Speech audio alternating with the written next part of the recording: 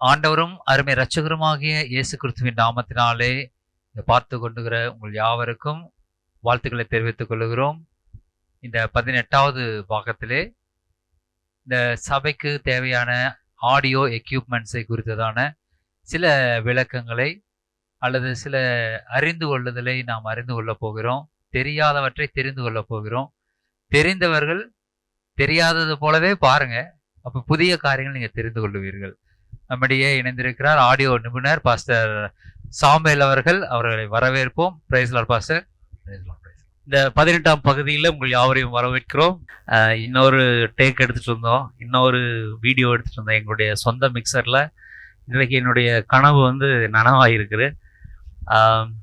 சின்ன வயசில் நான் நினச்சேன், ஒரு 25 வருஷம் 30 வருஷம் முன்னாடி நானே பாட்டு எழுதி, நானே பாட்டு இசை செய்து, இசை எல்லாம் கம்ப்ளீட் பண்ணி, ரெக்கார்டிங் பண்ணி ஒரு நாள் நம்ம செய்யணும், நம்ம ரெக்கார்டிங் வேறு எங்கேயும் போகக்கூடாதுன்னு சொல்லிட்டு அப்படி நினச்சேன். அந்த ஆசை இந்த நாளில் நிறைவேறதுக்காக கர்த்தரை துதிக்கிறேன். என்னோடய ஆலன் கீத் மிக்சரில் Yamaha 500 கீபோர்டு வச்சு பிரதர் கேமரா எடுக்க இன்றைக்கி இப்போ தான் முடிச்சுட்டு அடுத்த ஹவரில் நாங்கள் இந்த இடத்துல உட்காரோம். தேவனுக்கே மைமுண்டாவதாக. அதனுடைய ரிசல்ட்ஸ் கூட நாங்கள் சீக்கிரமாக உங்களுக்கு இதில் நாங்கள் போடுறோம். இந்த நாளில் ஆம்பிளிஃபையர் பற்றி சில காரியங்கள் சொல்ல விரும்புகிறேன். ஆம்பிளிஃபையர்ஸ் மிக முக்கியமானது. நாங்கள் மிக்சர் பற்றி சொல்லியிருக்கோம், ஸ்பீக்கரை நிறையா டெமோ காட்டியிருக்கோம். என்னுடைய குரூப் சேனலில் ஸ்பீக்கர்ஸ் எல்லாம் கூட இந்த கடந்த 2 நாளாக போட்டிருக்கேன். இந்த இதில் பார்த்தீங்கன்னா இந்த 18ஆம் பகுதியில் ஆம்பிளிஃபையர் எவ்வளோ முக்கியமானது அப்படின்னு சொல்லி நம்ம தெரிஞ்சுக்க வேண்டியதாக கட்டத்தில் இருக்கிறோம். நம்ம ஒரு விஷயம் தெரிஞ்சுக்கலைன்னா ஒரு பொருள் நல்ல பொருள் வாங்க முடியாது. நல்ல பொருள் வாங்கலைன்னா நம்ம சபைக்கு அது ஆசீர்வாதமாக உபயோகமாக ஒரு பொருள் உழைக்காது. ஆகையினால இந்த ஆடியோ யூனிட்டில், மொத்த யூனிட்டில் மைக் முக்கியமானது, மிக்சர் முக்கியமானது, ஆம்பிளிஃபையர் முக்கியமானது, ஸ்பீக்கர் முக்கியமானது, கேபிள்ஸ் முக்கியமானது. இதில் எதுவுமே நெகோஷியேட் நம்ம எதுவுமே பண்ணவே முடியாது. இது தேவை, இது தேவையில்லை, அல்லது இது நல்ல காஸ்ட்லியாக வாங்கணும், இது காஸ்ட்லியாக வாங்க தேவையில்லை அப்படின்னு சொல்லி எதுவுமே சொல்ல முடியாது.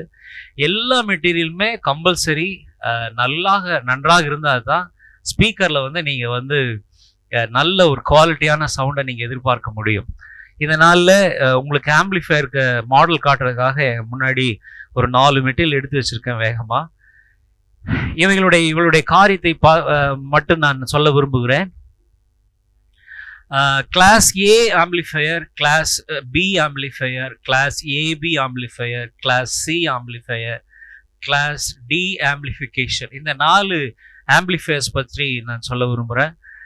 இந்த என்னிடத்துல சின்ன பொருட்கள் இருக்கிறது. இது எல்லாமே சின்ன ஆம்பிளிஃபையர்லேருந்து கலெக்டான பகுதிகள். ஒருவேளை இதே பொருட்கள் தான் ஆடியோ ஆம்பிளிஃபையரில், பெரிய ஆம்பிளிஃபையரில், அதாவது 1000 வாட்ஸ், 5000 வாட்ஸ், 10,000 வாட்ஸ் ஆம்பிளிஃபையரில் இதே நான் இப்போ டெமோவுக்கு உங்களுக்கு காட்டுகிற பொருள் தான் மிக பெரிதாக இருக்கும். நாங்கள் அதில் ஒரு 50 சைஸ் 25% சைஸ் இருக்கிற மெட்டீரியலில் உங்களுக்கு முன்னாடி காட்ட விரும்புகிறேன். இதெல்லாம் ஆம்பிளிஃபையர்லேருந்து நான் கலட்டி வச்சது. இது எப்போவோ கலட்டி இதெல்லாம் வச்சது. ஆனால் இந்த நாளில் இவைகள் உபயோகமாகுது. நீங்கள் பார்க்கணும், தெரிஞ்சுக்கணும் அப்படிங்கிறதுக்காக தான். நமக்கு முதல்ல தெரியும் இந்த பொருள். நான் உங்கள்கிட்ட காட்டுறேன். இந்த இடத்துல டிரான்ஸ்ஃபார்ம் டைப்பில் இருக்கிற ஒரு ஆம்பிளிஃபையர். இது ஒரு சின்ன ஆம்பிளிஃபையர். இது கிளாஸ் ஏ ஆம்பிளிஃபிகேஷன் சொல்லுவாங்க. முதல்ல வால்வு செட்டப் அதுக்கு அடுத்ததாக வந்தது. வால்வு செட்டில் கூட இந்த டிரான்ஸ்ஃபார்ம் தான் இருக்குது. அந்த வால்வு எல்லாம் பார்த்தீங்கன்னா பல்ப்ஸ் எல்லாம் உள்ளே எரியும், சூடாகும். இப்போ 4 மணிக்கு ப்ரோக்ராம்னா 2 மணிக்கு ப்ரோக்ராமுக்கு சுவிட்சை போட்டுருவாங்க. நான் சொல்கிறது எம்ஜிஆர் பீரியடில், அவங்க காலத்தில் பார்த்தீங்கன்னா ஆம்பிளிஃபையர் பார்த்தீங்கன்னா இந்த டேபிள் பெருசு இருக்கும். 100 வாட்ஸ் ஆம்பிளிஃபையரே பார்த்தீங்கன்னா இந்த டேபிள் பெருசு இருக்கும். அதை என்ன செய்வாங்க அப்படின்னு கேட்டால், ஆம்பிளிஃபையர் லாரியில் எடுத்துகிட்டு வருவாங்க, வேனில், மாட்டு வண்டியில் எடுத்துகிட்டு வருவாங்க.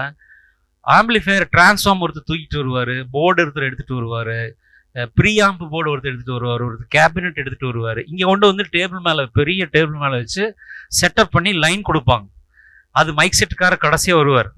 இவங்கெல்லாம் பார்த்தீங்கன்னா அந்த தூக்குறவங்க எல்லாம் மெட்டீரியல் கொண்டு வைப்பாங்க.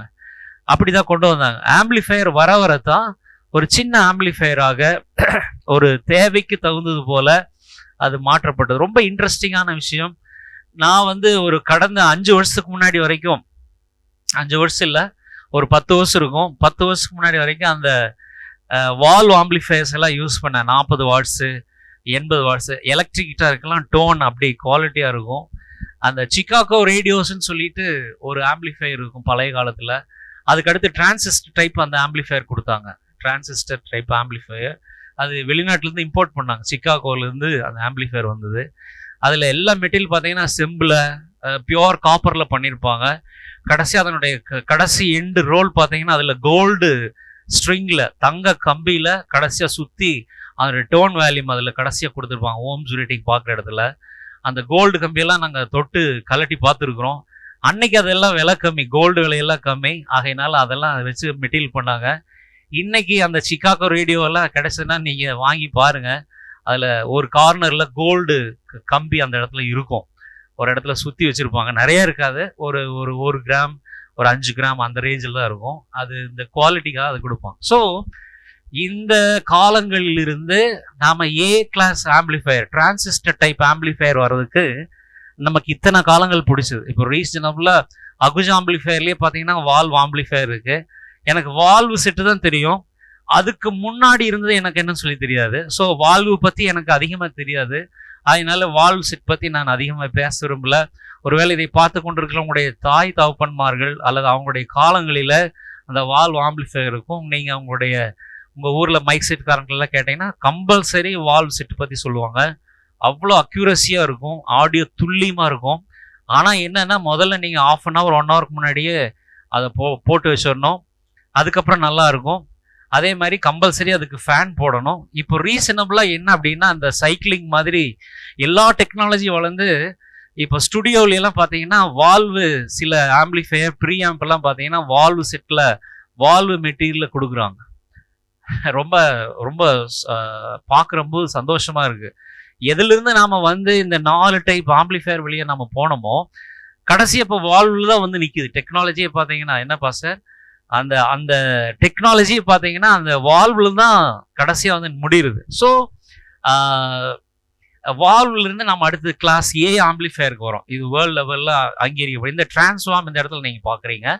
இந்த டிரான்ஸ்ஃபார்ம் டைப் இது ஒரு சார்ஜர்.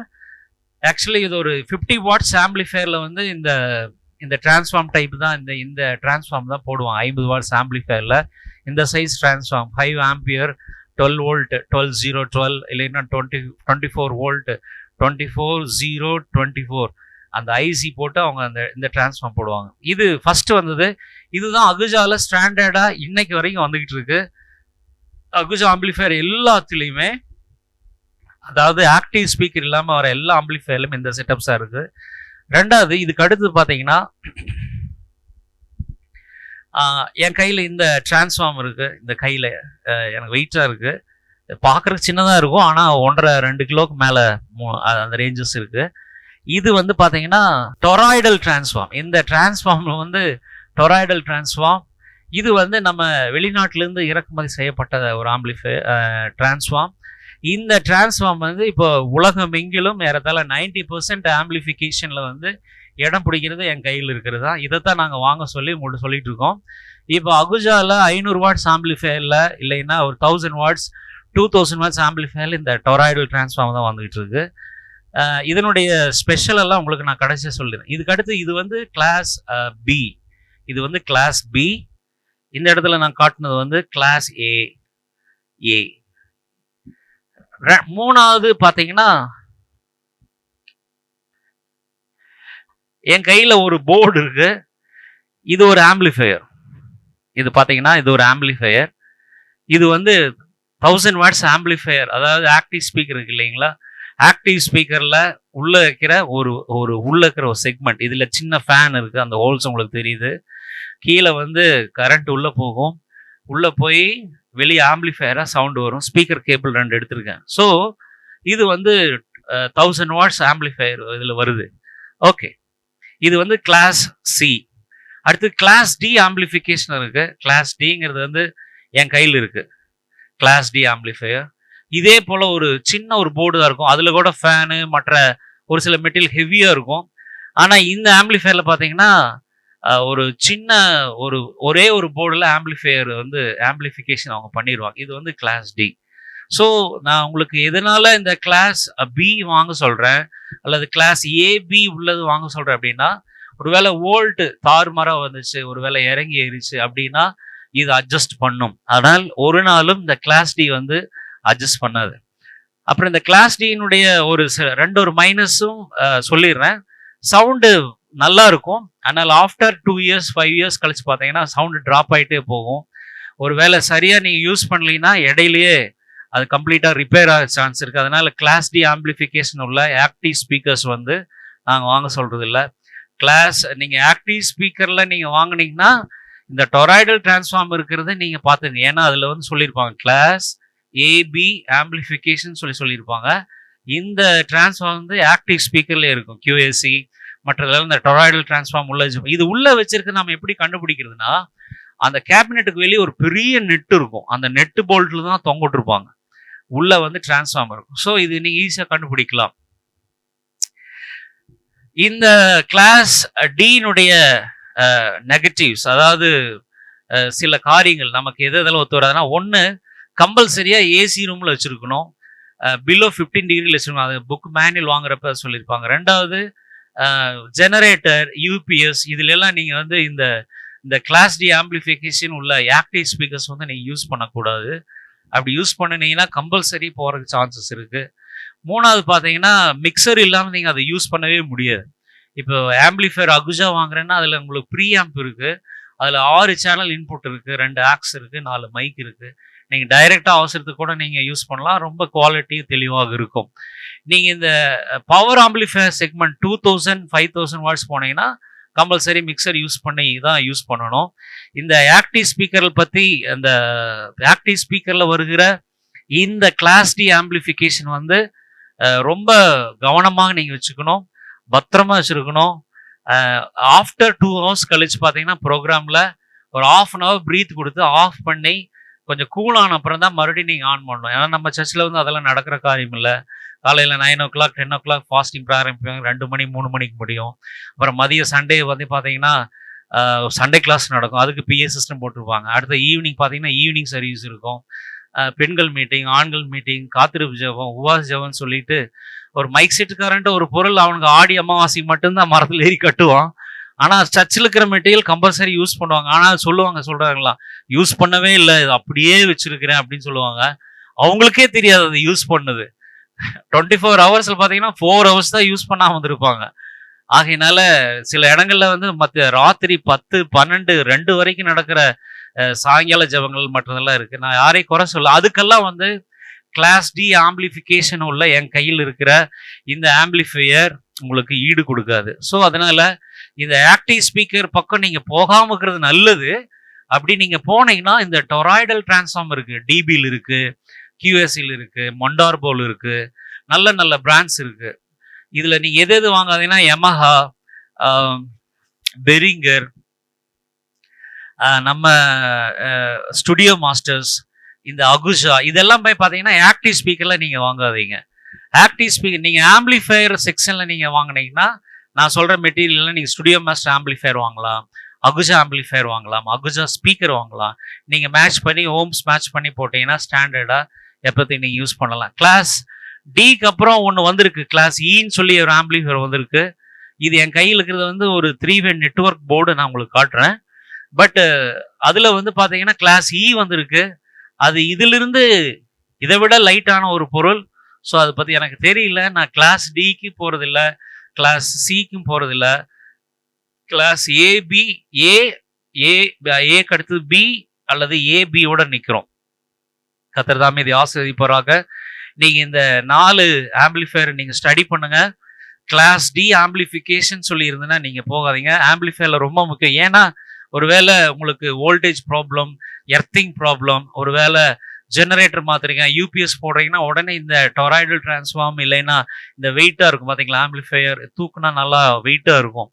அது பார்த்தீங்கன்னா உங்களுக்கு லோடு தாங்கும். உங்களுக்கு ஒரு 20 வருஷம் 30 வருஷம் கம்பல்சரி உழைக்கும். நீங்கள் 1 லட்ச ரூபா 5 லட்ச ரூபா போட்டு மெட்டீரியல் வாங்கினீங்கன்னா ஒரு உபயோகமாக இருக்கணும்.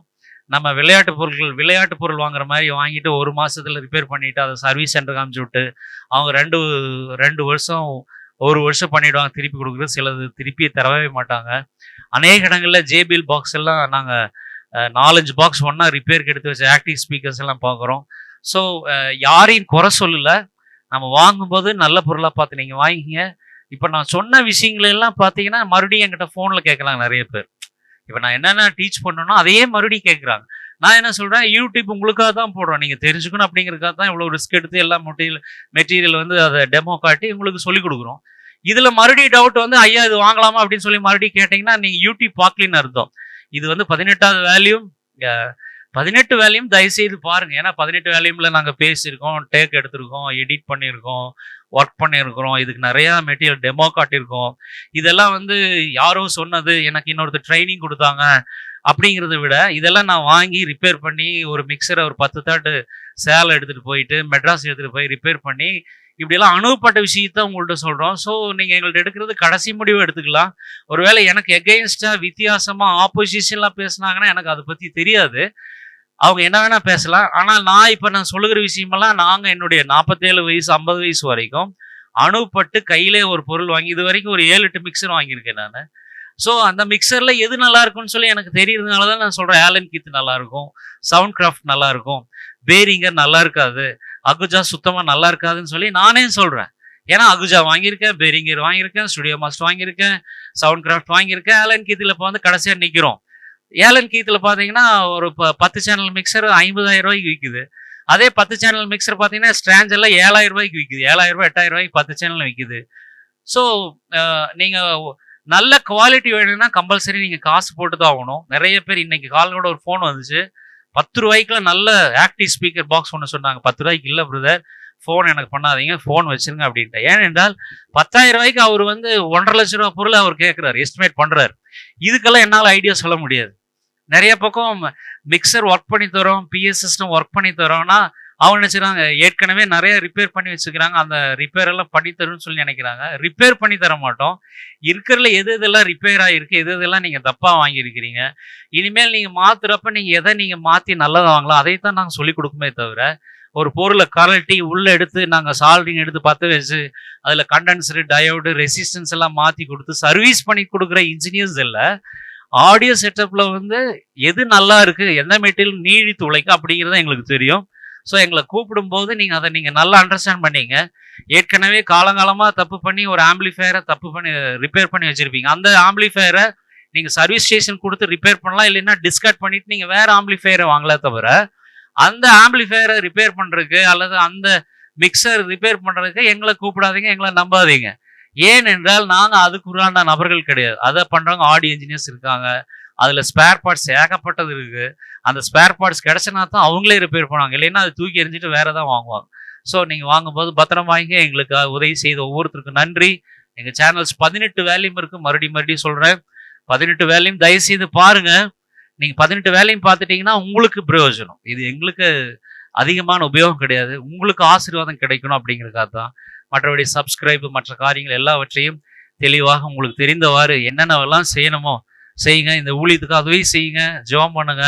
இதற்காக நான் அநேக பேர்த்திட்ட வந்து உதவிக்கு கேட்டிருக்கோம், ஆனால் இன்னைக்கு வரைக்கும் ஒரு உதவி தனிப்பட்ட வார்த்தை வந்ததில்லை. என்ன நினைச்சிட்டு இருக்கீங்கன்னு சொல்லி எனக்கு தெரியல.